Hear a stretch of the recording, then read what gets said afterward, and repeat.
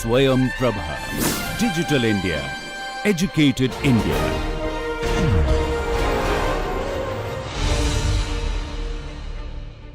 Welcome dear learners. This is a video for the subject of education, for the course of Bachelor's in Education and for the paper of Educational Technology Part 2. This video lecture is based on the emerging technologies and issues in educational technology. And this specific lecture is going to talk about the steps involved in the learner controlled instruction or the LCI. This video lecture is recorded by Dr. Iram Khan. The course coordinator and the presenter of this video is Dr. Iram Khan from Jamia Millia Islamia, New Delhi. The academic expert or the reviewer of this video is Professor Nasreen Mujib from Aligarh Muslim University, Aligarh. This video is produced under the project DTH Swayam Prabha Channels of Ministry of Education, Government of India. Hello dear students, I am Dr. Iram Khan, Assistant Professor at Institute of Advanced Studies in Education, Faculty of Education, Jamia Millia Islamia, New Delhi. Today we will be discussing a topic related to emerging technologies and issues in educational technology, and the topic of today's lecture is based on the steps involved in the learner controlled instruction or the LCI. Let us start the discussion first with the objectives. The objectives of this session are to discuss the steps of learner-controlled instruction or LCI and to elaborate the steps of learner-controlled instruction or LCI. So let us try to recall what we have studied about the LCI or the learner-controlled instruction. What exactly this particular method of instruction means. So we have seen that the learner-controlled instruction is that method or process of individualized instruction where the learner exercises full control over the total process of instruction, right from the setting of the objectives to the realization of these objectives. And this leads all the way throughout by making the teacher basically a kind of person who assists or helps the student merely in the capacity of a good resource person.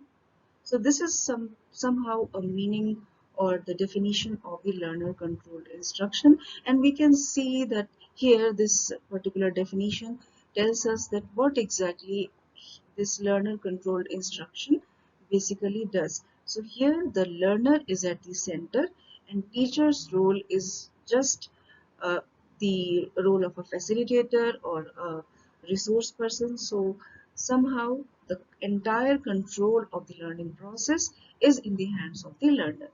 Now let us try to see that what exactly are those steps which are required when we are undergoing the process of learner controlled instruction. So in this lecture we are going to talk about the steps which are involved in the learner controlled instruction. So the learner controlled instruction basically here we have seen that the complete control of the learning process is in the hands of a learner. So what we can say that the learner dominates the individualized instructional process, which we popularly know as the learner controlled instruction process. So there are many steps which are involved when we try to make a kind of procedural aspect of the learner controlled instruction. We will see these steps one by one. So let us see what is the first step. So the first step is to take the decision, and this decision is about the initial behavior. And since the learner is the best source of information about himself or herself, here this learner is provided the opportunity to mark his or her own initial standing in terms of the abilities and the potentials which this learner is having. So this is the first step where there is a decision which is taken about the initial behavior of the learner, and yes, we can say that this particular decision is taken by the learner himself. The second step is to take the decision about the setting of the objectives. And as we have seen in the definition, that this process or this particular step is also taken by or completed by the learner. So what the learner wants to study and where this learner needs, like where this learner is willing uh, to go ahead when the learning is happening, where this learner is willing to reach in terms of the educational goals. All these things are being decided by the learner himself or herself. So this decision is again very much left to the learner, and there is no any intervention of any of the other persons or even the teacher. So here we can say that if we talk about that what is going to be the role of this teacher when this process of setting of the objectives is being taken care of, then we can say that the teacher is going to only help if it is required or if it is asked by the learner. So the teacher will only help in this task so that the objectives are clearly specified in behavioral terms. Although the setting of these objectives are done by the student or the learner himself or herself. So this is the second step. Now let us move to the third step. The third step is the selection and sequencing of the learning experiences. What exactly it means? When we talk about the LCI, there lies no fixed pattern of learning experiences. And because in this case of LCI, the entire process of learning basically is very much opposite to the traditional teaching, where we have seen that there is a fixed curriculum and there are already set learning experiences or instructional or kind of programs which are already prepared, and all these things in the traditional teaching system are done or determined by the teacher or the programmer. So LCI is entirely different from this traditional teaching methodology. Because it is very much different, so we can see that the learner is left free to instruct himself or herself in any way, in any order that the learner chooses for the realization of the behaviorally stated objectives in the LCI. What exactly it actually gives us? It gives us the point that in the traditional teaching method, we have seen that everything was pre-decided and everything was decided by the teacher or the curriculum developers. But here in the LCI, the learner is somebody who decides on the setting of the objectives and how the learner basically is going to do whatever is to be done in the realization of those behaviorally stated objectives. This learner may put any question to the teacher. He or she can do any activity or experiment, whatever he or she wishes. He or she can get any assistance or information which this learner likes from the teacher or any other resource which is provided here in the system. So in this way, the learner may be able to develop his or her own sequence of learning according to his or her own needs, interests, and abilities for the realization of the objectives.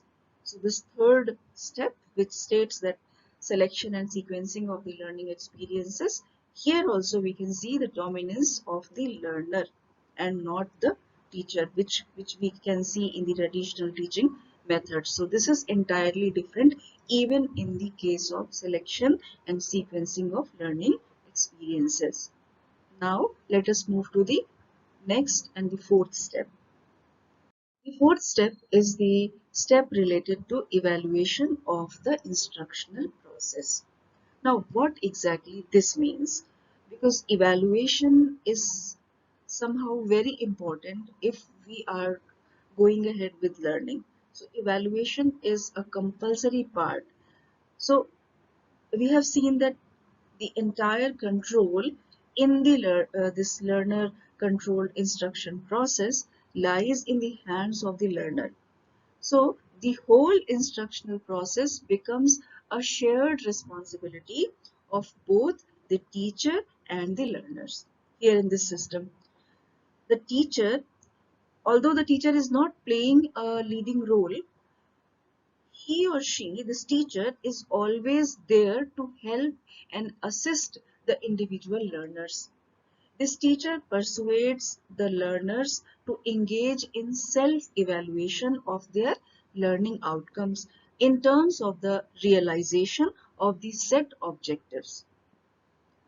So we can see that here the teacher basically helps the learners.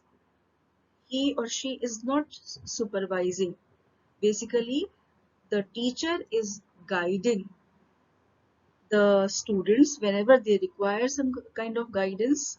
The teacher can guide the students, and if they want to do some practical or some sort of practice or any drill kind of thing they want to do, if they are going with some of those projects and other experimental activities, then the teacher is going to play a little bit of more role, where if required the teacher will be providing some sort of guidance.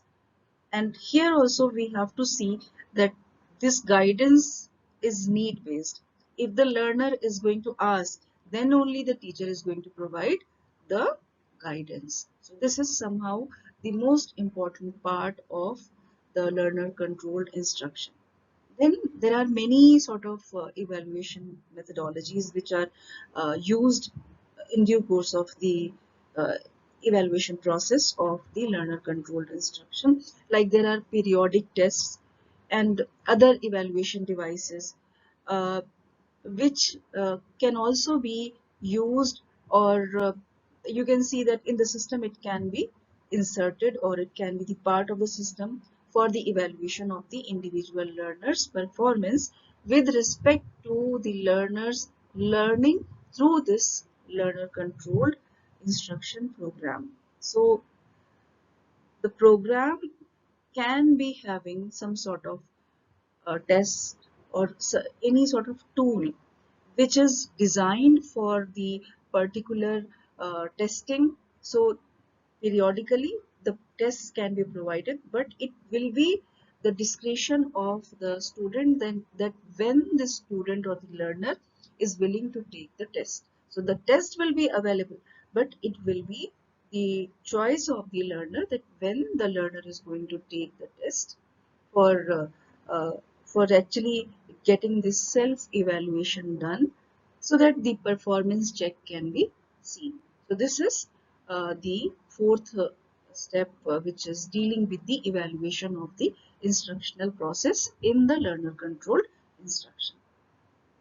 So in this way, now we have seen that there are four steps which are involved, and in this particular session we have seen that a little recapitulation was done in terms of LCI's meaning, where we have seen that LCI refers to a method or process of individualized instruction where the learner exercises full control over the total process of instruction, right from the setting of the objectives, or you can say that till the realization of these objectives, and also towards the leading the learners towards the way throughout the learning process. And here the role of the teacher is just to assist the learners, and the teacher actually provides only the help, and the capacity of this teacher is just like the capacity of a good resource person.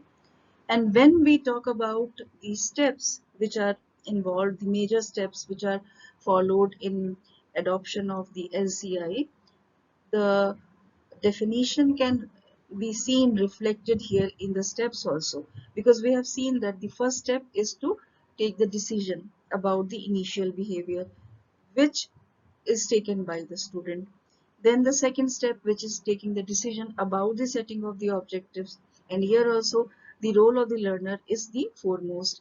Then the third step talked about the selection and sequencing of the learning experiences, and here also the role of the teacher is merely somehow provider of the help or assistance whenever it is required to the learner, and learner is again playing the important role even in the process of selection and sequencing of the learning experiences.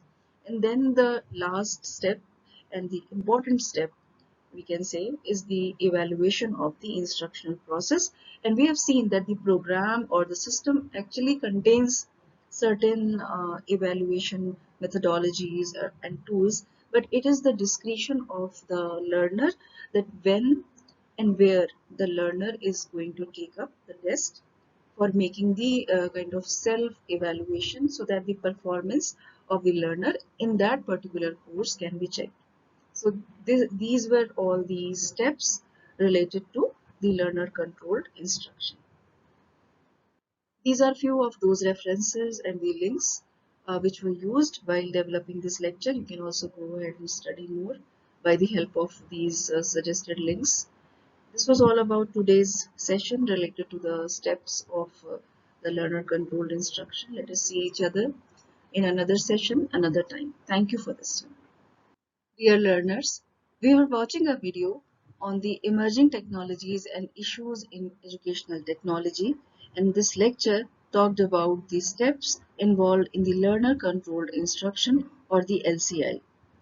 This video lecture was recorded by faculty at home during the homebound situation of COVID-19 pandemic using minimal technical resources. Technical errors, if any, are unintentional and may please be ignored. For any queries with regard to this lecture or broadcast, kindly send your email to techsupport@dth.ac.in. Thank you so much.